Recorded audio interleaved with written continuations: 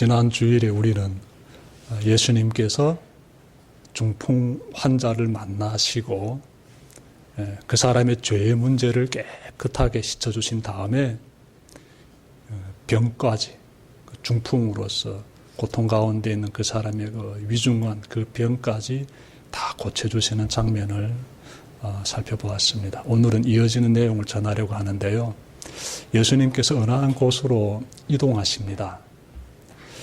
예수님께서 이동하시는데 걸음을 멈추세요. 누군가를 바라보십니다. 그 부분에 대해서 마태복음 9장 9절부터 13절 사이에서 담고 있는데요. 이 내용을 보니까 굉장히 중요한 메시지가 지금 여기서 선포되고 있습니다. 예수님이 누군가를 바라보시는데 그 사람이 누군가 봤더니 세리였다라고 말씀하고 있습니다. 세리. 이 세리란 하나의 직업을 가리킵니다. 이 사람은 세금을 걷는 사람이에요. 그때 당시 이스라엘 백성들은 로마 제국의 지배를 받고 있었습니다. 이 세리들은 로마 제국을 위해서 세금을 걷는 사람들이지요. 그래서 그 시대 사람들은 이 세리로 일하는 사람들을 따가운 눈초리로 바라봤습니다.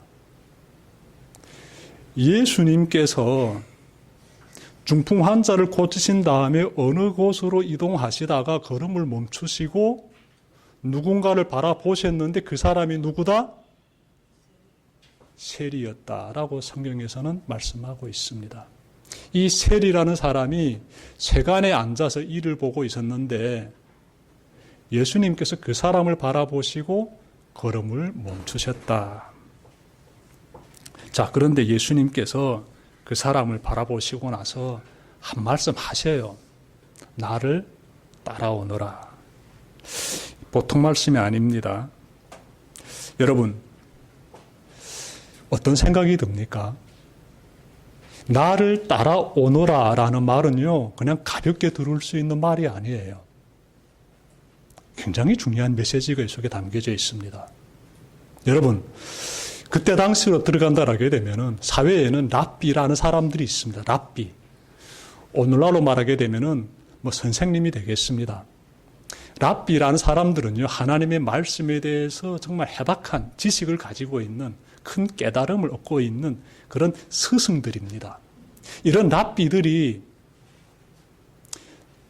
제자들을 부르게 되는데 제자들을 부를 때 사용하는 말이 무슨 말인가 하면은 나를 따라오너라 라고 말하게 됩니다. 랍비의 부르심을 받게 되면은 내가 랍비의 제자가 되어야 되겠구나 라는 결단을 하게 되고 그래서 랍비를 따르는 사람들을 가리켜서 랍비의 제자다라고 합니다. 예수님께서 세간에 앉아있는 이 세리라는 사람에게 나를 따라오너라라고 말했다는 것은 내가 이제부터 너를 내 제자로 삼겠다는 말이에요. 굉장한 말이지요. 여러분, 이 세리라는 사람이 누군가 봤더니 이름이 나옵니다. 이 사람의 이름이 마태라고 합니다. 마태. 그러면 이 세리 마태가 어떤 사람일까요? 여러분, 세리 마태가 세간에 앉아서 일을 보고 있을 때 이 사람의 심정은요, 어땠을까요? 나는 사회로부터 지금 존경받는 사람이 아니야. 나는 로마 제국을 위해서 봉사하고 있는 업종에서 일하고 있는 세리라는 그 직무를 가지고 있는 사람이기 때문에 사람들은 나를 멀리하고 있어. 이 사실을 너무나 잘 알고 있는 사람이에요. 사람들은 나를 멀리하고 있어. 사람들은 나를 죄인 취급하고 있어. 나를 고가운 시선으로 바라보고 있어. 이 부분에 대해서 이 세리는요, 너무나 잘 알고 있습니다. 그런데 이 지역이 가버나움이라는 지역인데요. 이 지역에서 예수님께서 굉장한 활동을 하십니다. 하나님의 말씀을 가르쳐 주시고 기적들을 막 행하십니다. 방금 전에는 중풍병자가 고침을 받았지요. 굉장한 사건들입니다. 예수님의 소문, 세리도 들었지요. 왜 못 듣겠습니까? 예수님이 놀라운 기적을 행하시면서 하나님의 그 정말 말씀의 귀한 메시지들을 백성들에게 가르쳐주고 있는데 이 어마어마한 이 소문을 세리 마태가 왜 못 들었겠습니까? 다 듣고 알고 있지요. 차마 그분에게 다가가지 못하는 겁니다. 나 같은 사람이 어떻게 예수에게 다가갈 수 있을까? 사람들은 나를 다 피하고 있는데, 나를 죄인 취급하고 있는데, 내가 내 주제 파악을 하고 있는데 내가 어떻게 감히 그분에게 나갈 수 있을까? 이런 생각을 하고 있는 것이에요. 그런데 보니까 지금 저 길에서 사람들이 한 무리가 오고 있는데 그 무리의 중심에는 늘 소문으로만 듣고 알아왔던 예수님이 계시는 거예요. 그분이 지금 자신이 일하고 있는 세관 근처로 지금 다가오고 계시는데 그럼에도 불구하고 이 세리 마태는 다가갈 수가 없었던 것이에요. 그래서 바라만 보고 있었지요. 누가? 예수님을. 그는 직감적으로 알고 있었습니다. 예수님께서 이동하실 때 예수님 혼자 이동하지 않으세요. 말씀 보니까 많은 사람들이 함께하고 있습니다.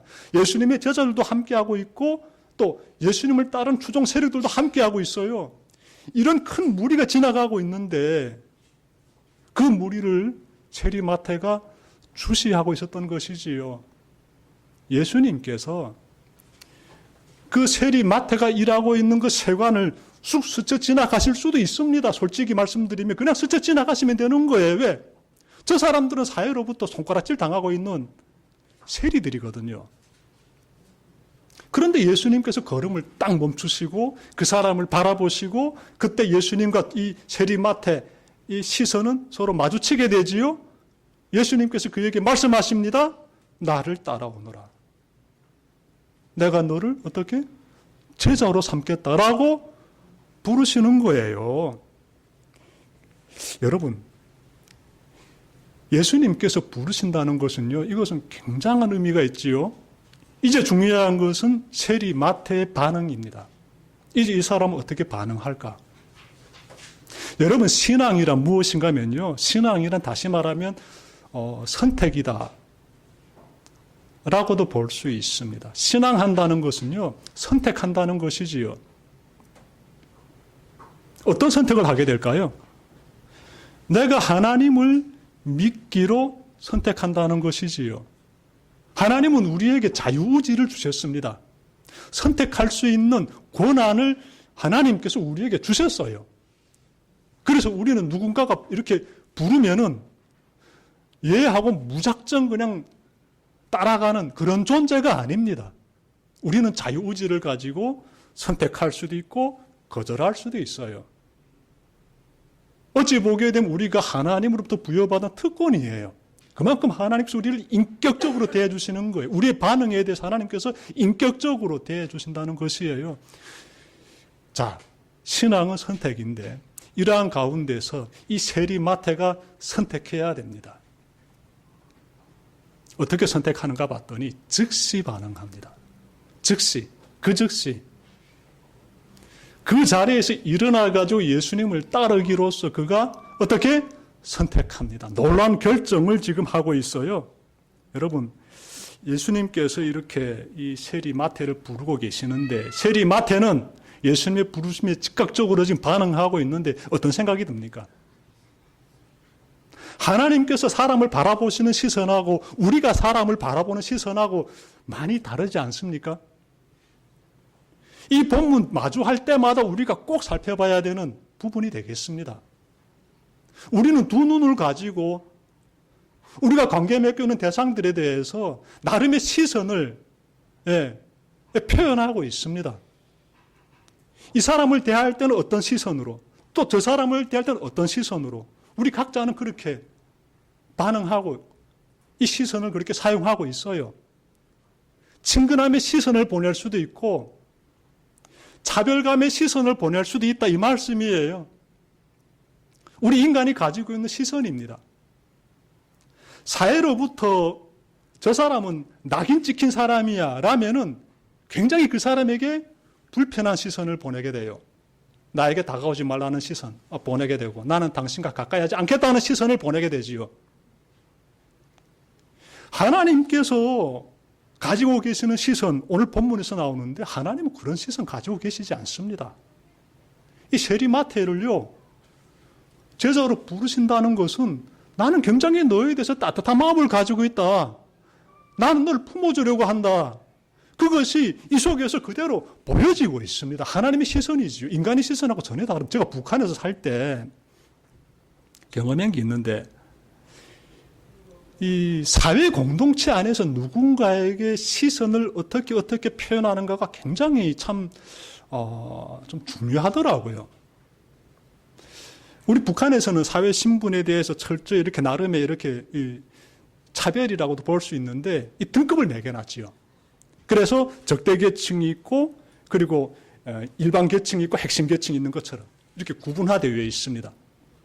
그런데 제가 다녔던 회사에 어느 한 사람이 있었는데 이 사람은 이 지주 집안이다라고 제가 얘기 들었습니다.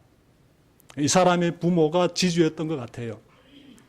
그런데 그러한 사람은 출신 성분이 굉장히 좋지 않습니다. 그러다 보니까 이 사람이 사회로부터 편견과 차별을 받게 됩니다. 사회적으로부터 어떻게 낙인 찍힙니다. 저 사람 가까이 하면 안 된다. 저 사람 출신 성분이 좋지 않다.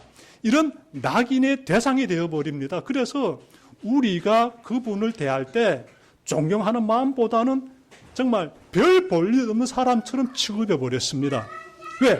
사회가 이 사람을 그렇게 낙인 찍어놨기 때문에 우리가 그 사람을 그렇게 대하는 거예요.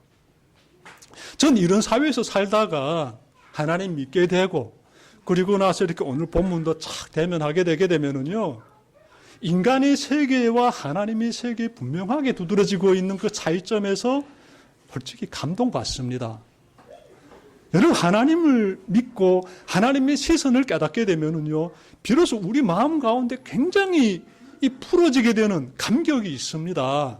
그리고 우리는 어떤 시선을 가지고 살아야 되는지를 또한 깨닫게 돼요. 야, 정말 우리는 이런 시선을 가지고 살아야 되겠다. 만에 하나라도 말입니다.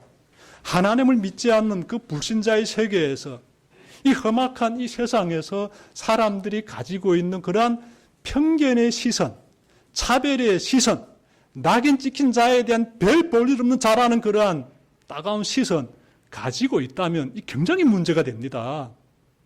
하나님 믿는다고 하면서 우리 마음 가운데 그런 시선이 있다면 굉장히 문제가 됩니다. 하나님 믿는 사람은요, 하나님을 믿음으로써 하나님의 시선이 나의 시선이 되기를 소망하는 사람들이에요. 그래서 우리는 어떤 마음을 품어야 되는가 하면 수용해야 되고 품어줘야 되고 존중해야 되고 차별하지 말아야 되고 나보다 더 귀한 존재입니다라는 그 마음을 가져야 돼요. 그것이 시선으로서 표현되게 되지요. 세상에 우리 예수님께서 사회로부터 낙인 찍힌 저 세리, 백성들의 등골을 빨아먹는 그 세리, 여러분 세리는요, 세금을 거둘 때 정직하게 세금을 거뒀을까요? 천만의 말씀. 세금을 더 부과해가지고 거기서 나오는 이득을 자기 챙기고 그것으로서 삶의 나름의 안정을 지켜갔던 사람들이 누구다? 세리들이에요. 그러니까 백성들이 세리를 미워하게 된 것이고 죄인 취급하게 된 것인 것이에요. 그러니까 배척이 대상이 되어버린 것이지요. 그런 사람을 예수님께서 품어주지 않습니까? 제자로 삼아주지 않습니까? 이 사회적인 인간이 가지고 있는 그러한 모든 잘못된 시선들을 다 무너뜨리시면서 하나님은 어떤 시선을 가지고 계시는지를 보여주고 있는 것이에요. 여러분들의 삶 가운데 행여라도 이 세상적인 시선으로서 이렇게 지금까지 이어져 왔다면 오늘 말씀 통해 가지고 하나님의 시선을 꼭 품으시길 바랍니다. 절대 사람 차별하고 그러면 안 돼요. 정말 품어주고 그런 마음을 꼭 간직해야 됩니다. 자, 이어서 말씀 보니까 이 예수님으로부터 제자로 부르심 받은 세리가 뭘 합니까? 예수님의 부르심에 반응하지요. 네 하고 자리에서 일어났습니다. 따르겠습니다. 그 다음에 그가 한 일이 있습니다. 마태복음에서는 정확히 말씀하고 있지 못하고 있는데 마가복음 보시게 되면 이와 동일한 내용을 기록하고 있는데 여기에서는 명확하게 말씀하고 있습니다. 이 사람이 예수님을 집으로 초대합니다. 그리고 잔치를 베풀어요. 정성껏 음식을 만들어 가지고 예수님을 대접합니다. 굉장히 귀한 모습이지요. 이런 모습 보게 되면 우리가 무엇을 깨달아야 할까요? 세리 마태가 예수님의 제자가 되어서 예수님을 집으로 초대해서 잔치를 베푼다는 것은요, 그의 마음에 지금 무엇이 차오르고 있습니까? 감사가 차오르는 것이죠. 감사가. 너무 감사한 거예요. 나 같은 사람을 제자로 삼아주시고 이렇게 예수님께서 한없는 그 은혜를 지금 베풀어 주시니까 그것도 예수님과 이 마태 이 사람 단둘이 있을 때 너네 제자가 되라 말씀하신 것도 아니고 군중이 보는 앞에서 많은 사람들이 보는 앞에서 공식적으로 내 제자가 되라고 예수님께서 말씀하지 않았습니까? 이 사람의 마음에서 차고 오르는 것은 감사예요. 감사. 제자로서 부름받았을 때 가장 먼저 이 사람이 표현한 것, 예, 감사였다. 이 사실을 여러분들이 꼭 기억하시길 바랍니다. 제가 어저께 그 청계산 기도원에 올라갔습니다. 청계산 기도원에 올라가면 산 좀 윗자락쯤에 제가 늘 자리 잡고 있는 그 기도의 자리가 있습니다. 조그만 바위가 있고 그 위에 제가 늘 앉아서 기도드리는데 그 자리는 저의 인생에서는 굉장히 중요한 자리입니다. 조금 부연 설명해드리면 제가 신학대학 9년 동안 영적으로 갈급함을 느낄 때마다 저는 그곳에 갔습니다. 그 자리에 갔어요. 정말 그 시간들이 저에게는 만만치 않은 시간들입니다. 이 9년이라는 시간, 신학을 공부한다는 것은요, 정말 영적으로 갈급함, 내 영혼이 막 메말라지는 것 같고 이런 시간들이 종종 있습니다. 그러면 저는 그냥 거기 갑니다. 거기 가게 되면은요, 그냥 그 바위에 앉아가지고 기도 드리게 되면은 어느 순간 많은 부분들이 해소됩니다. 하나님으로 가득 차게 되는 걸 느끼면서 또 기도원에서 내려오곤 했어요. 제가 교회를 개척하게 된 것도 그 자리에서 이렇게 소명을 받고 교회를 개척하게 되었어요. 어제 올라갈 때는 요즘 우리 교회가 좀 어수선해가지고 좀 무거운 마음으로 기도원에 올라갔습니다. 기도를 시작하는데 가장 먼저 이 마음에서 올라오는 게 있더라고요. 뭘까요? 감사합니다. 그냥 시간들 가운데서 내가 누리고 있는, 내가 경험해 왔던 그 모든 감사의 시간들이 떠오르는데 기도의 시작은 감사다라는 사실 다시금 깊이 깨닫게 되더라고요. 그러면서 동시에 내 마음에 다가오는 것은요, 신앙의 시작도 역시 감사다라는 것입니다. 신앙의 시작, 무엇이다? 감사다. 이 감사가 모든 것이 시작이더라고요. 내 인생의 새 출발의 시작도 감사고, 예, 여러분 기도의 시작도요 감사예요. 무거운 마음으로 기도는 올라가게 되면 사실은요 기도가 힘듭니다. 경험해 보십시오. 분명한 기도 제목 가지고 올라가기보다는 뭔가 석연치 않고 뭔가 교회 요즘 상황이 좀 뒤숭숭해진 것 같고 뭔가 좀 책임감이 느껴지는 것 같고 마음이 무겁고 그런 목회자가 기도원에 올라갔을 때 기도 드리려고 하니까 이 기도가 잘 나오지 않는 거예요. 그때 딱 그냥 떠오르면서 나의 마음을 사로잡는 것이 무엇이다? 감사였어요. 감사의 기도를 시작하면서부터 그 다음부터 하나님께 많은 기도를 드리게 되더라고요. 여러분, 이 감사가 기도의 시작인 동시에 감사는 신앙의 시작입니다. 이 마태가 예수님을 영접하고 나서 감사를 표현하고 있어요. 잔치를 베풀고 있지 않습니까? 귀한 음식을 만들어서 예수님을 대접하고 있지 않습니까? 감사한 거예요. 이런 모습들이 우리 삶에서 꼭 나타나야 됩니다. 예수 믿는다고요? 우리가 예수 믿고 구원받았다고요? 예수 믿는 신앙인이다, 그리스도인이다 하게 되면은 감사가 반드시 표출돼야 됩니다. 이 감사는 모든 것이 열쇠입니다. 감사가 여러분들이 하나님께로 더 깊이 다가가게 되고 인생의 멋있는 아름다운 미래를 소망하게 되고요. 삶에서 굉장히 놀라운 변화들이 나타나게 됩니다. 여러분, 이렇게 이 마태가 예수님을 영접하고 귀한 음식을 차리고 파티를 열게 되는데 그때 그 주변에 앉아있는 사람들이 나오지요.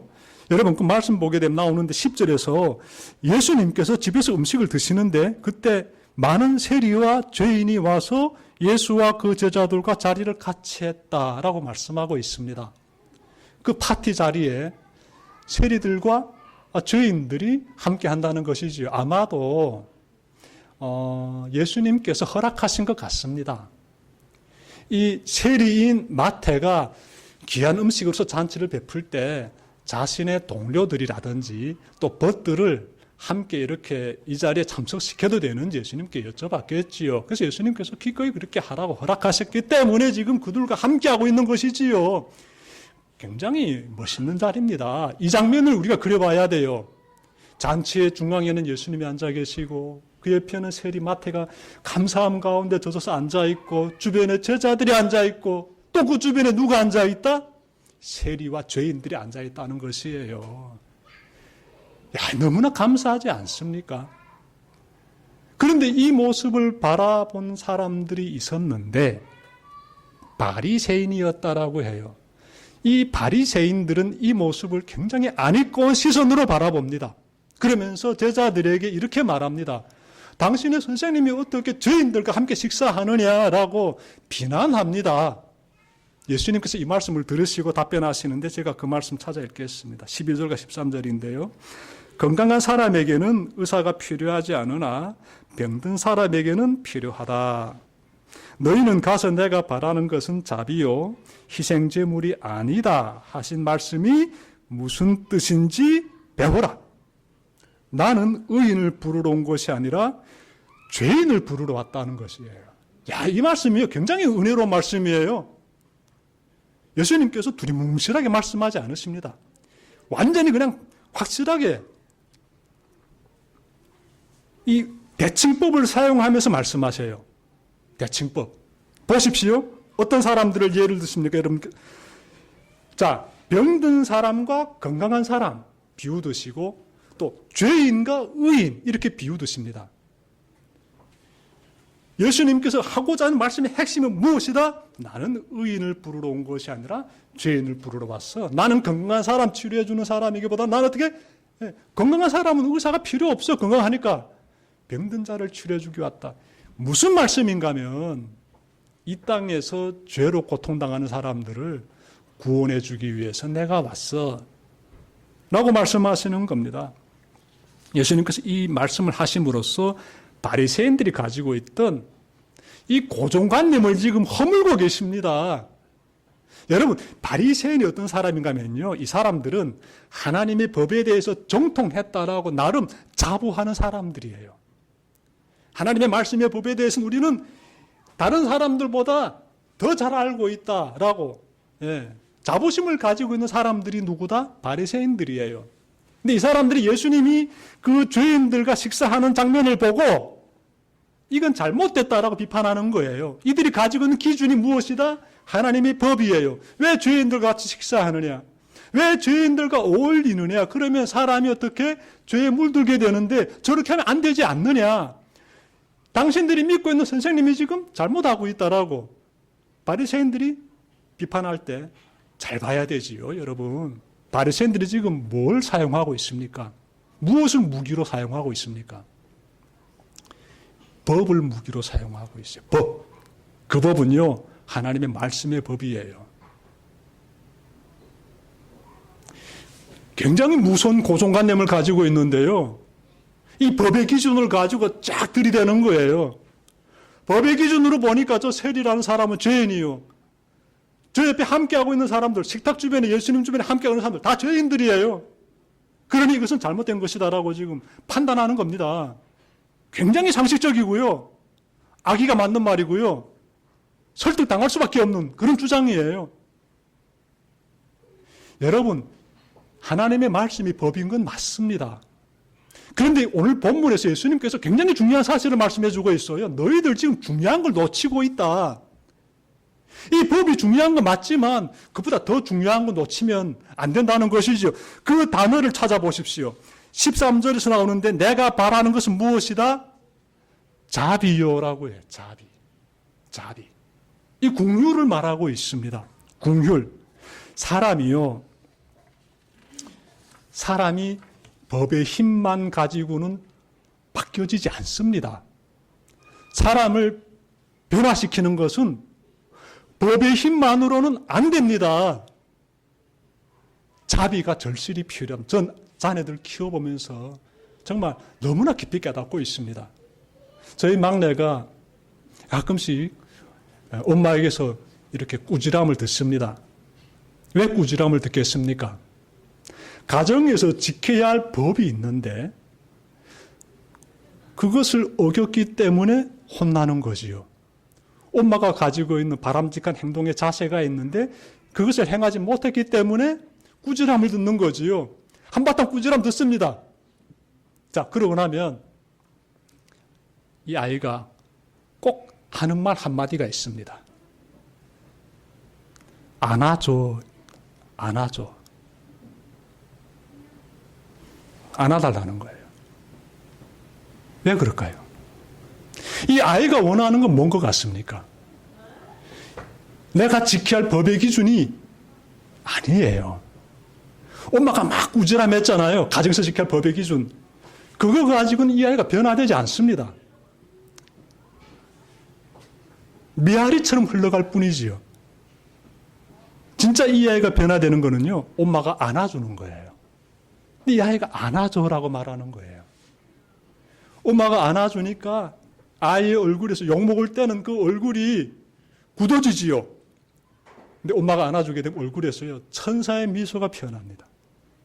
여러분, 자비가요, 사람을 변화시킵니다.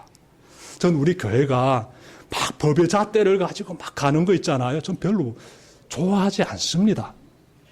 막 법을 쪼개면서 막 이렇게 하는 걸 제가 지난번에 경험해 봤는데 안 좋아요. 무신하지 않습니다. 법의 기준을. 무신하지 않아요. 더 중요한 거는요, 자비입니다. 그래야 교회가 따뜻해져야 돼요. 우리 대성교회가 개척해서 12년 동안 제가 목회하면서 경험했을 때 교회에 자비가 넘칠 때 교회가 굉장히 따뜻했어요. 근데 뭔가 자꾸 원칙이 나올 때 교회가 굉장히 어설퍼지게 되고 좀 엉성엉성해지는 분위기를 느끼게 되고 온기가 빠지는 걸 제가 경험하게 됩니다. 우리 교회는 어때야 된다?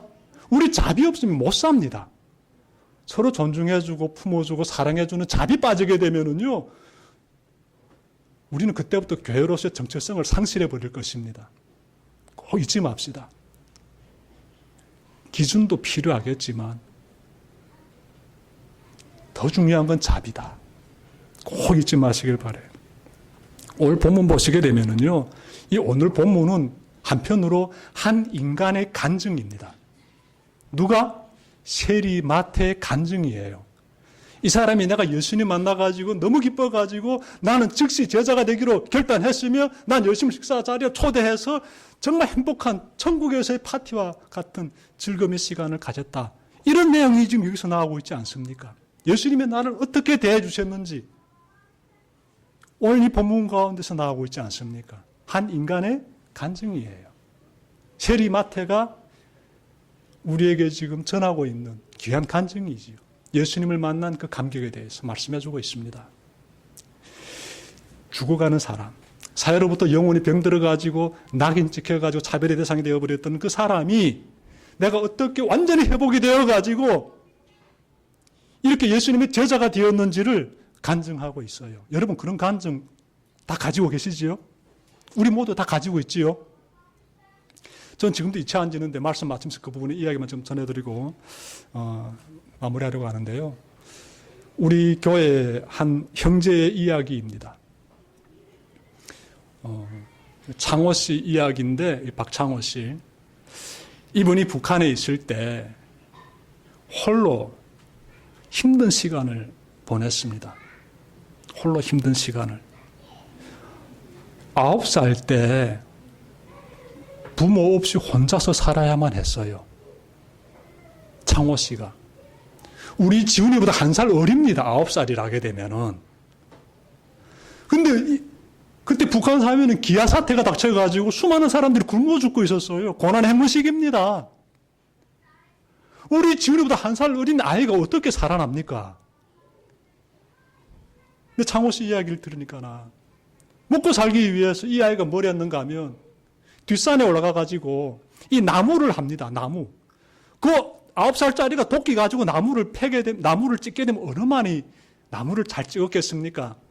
그렇게 나무를 좀 이렇게 찍어가지고 등짐으로 메고 시장으로 내려와가지고 그 나무를 팔아서 조금 먹을거리를 사가지고 연명했대요. 그런데 그 시간이 반복이 되니까 이 아이가 마지막에는 자리에서 일어날 수가 없게 됩니다. 너무 맥이 없어가지고. 뭐 음식인들 제대로 먹었겠습니까? 그러니까 그냥 차가운 냉돌에 그냥 누워있게 되었어요. 인생 자포자기하고 9살짜리가 하루 지나고 이틀 지나고 계속 누워만 있는 거예요. 그렇게 일주일이 지납니다.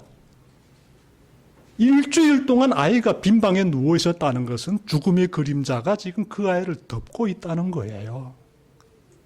그때 옆집 아저씨가 문 열고 들어왔습니다. 그리고 보니까 이 아이가 지금 죽어가는 거예요.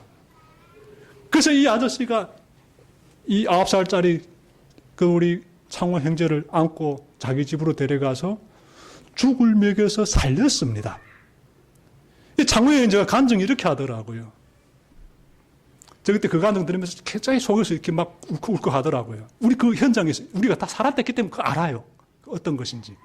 그러면서 하나님께서 이 옆집 아저씨를 통해서 저를 살려주셨습니다. 라고 이렇게 자기의 삶을 해석하더라고요. 정말 너무나 중요한 한마디를 했다라고 저는 생각합니다. 하나님께서 옆집 아저씨를 통해서 저를 살려주셨습니다. 하나님께서 나에게 찾아와 주셨습니다. 그래서 제가 살게 되었습니다. 이거 고백하는 거지요. 저는 이 세리마태도 마찬가지라고 봅니다. 나는 세상에서 봤을 때는 손가락질 당하는 사람이고 희망도 없는 사람이고 죄인 취급당하고 이런 죽어가는 자인데 예수님이 찾아오셔가지고 나를 제자 삼아주셨잖아요. 살려주셨잖아요. 회복이 되는 겁니다. 오늘 말씀 여러분들 마음에 잘 새기시면서 우리가 믿는 예수님 어떤 분이신지를 다시 한번 우리가 마음 가운데 깊이 새겼으면 좋겠어요. 예수님은요, 정말 이 세리와 같았던 우리에게 찾아오신 분입니다. 찾아오신 분이에요. 우리 같은 사람을 제자로 삼아주신 분입니다. 우린 별로 자격도 없는 사람들이지 않아요. 제자로 삼아주시고 지금도 우리와 함께 하시는 거예요. 지금도 은혜 내려주시면서 내가 너와 지금도 함께하고 있다 말씀하시는 겁니다. 너 죄인이 아니야. 너 나와 함께하고 있어. 너 구원받은 백성이야. 나의 제자야. 이렇게 말씀하십니다. 그 은혜 감사하면서 이 새로운 한 주를 잘 살아내는 우리 대성의 모든 교우님들 되시길 바랍니다. 기도드립시다.